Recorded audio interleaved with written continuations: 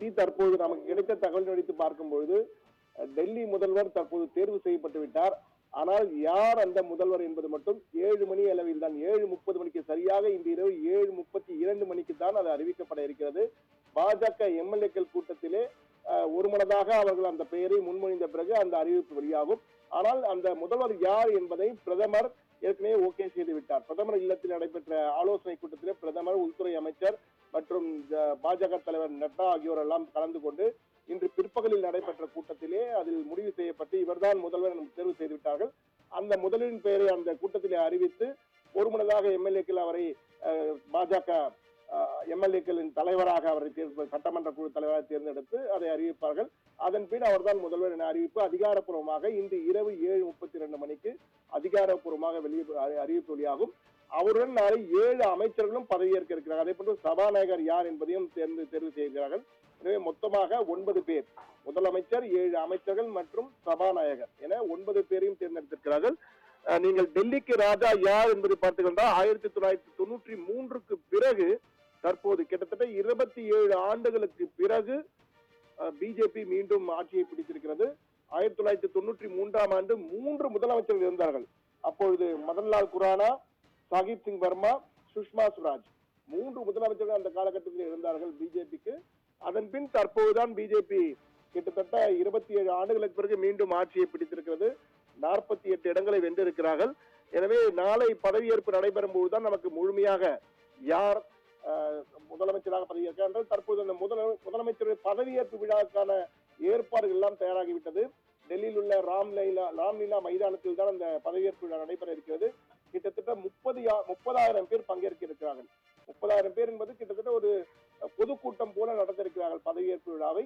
அந்த பொது மைதானத்தில் நடைபெறும் விழாவிலே பிரதமர் பங்கேற்க இருக்கிறார். பிரதமர் மட்டுமல்ல, உள்துறை அமைச்சர் மற்றும் லெப்டினன்ட் கவர்னர் அவருடைய தலைமையில் தான் அந்த பதவியேற்பு நடைபெறும். சீஃப் செக்ரட்டரி ஆகியோர் தான் வர இருக்கிறார்கள்.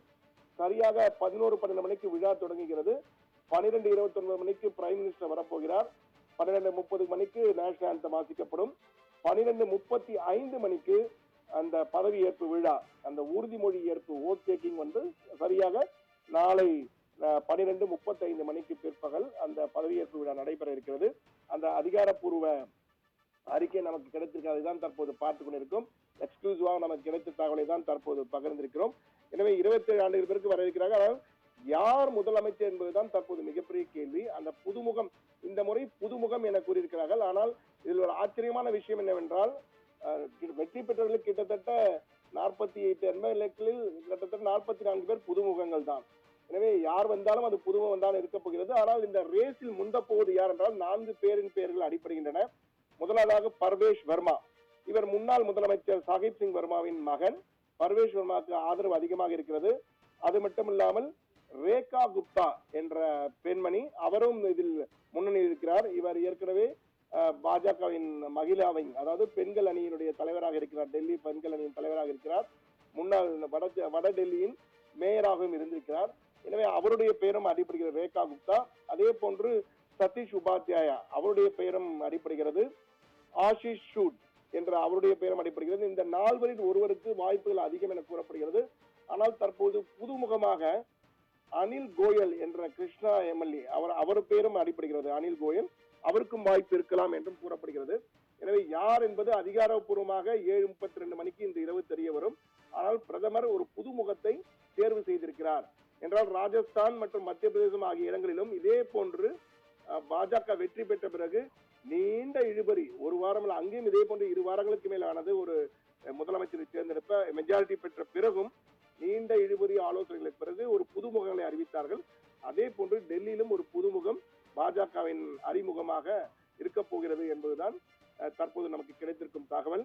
எது எப்படி இருந்தாலும் இன்று இரவு 7:32 மணிக்குள்ளாக யார் அந்த புதிய முதலமைச்சர், அவர் பெயர் என்ன என்பது அதிகாரப்பூர்வமாக நமக்கு தெரிய வரும். வெற்றி.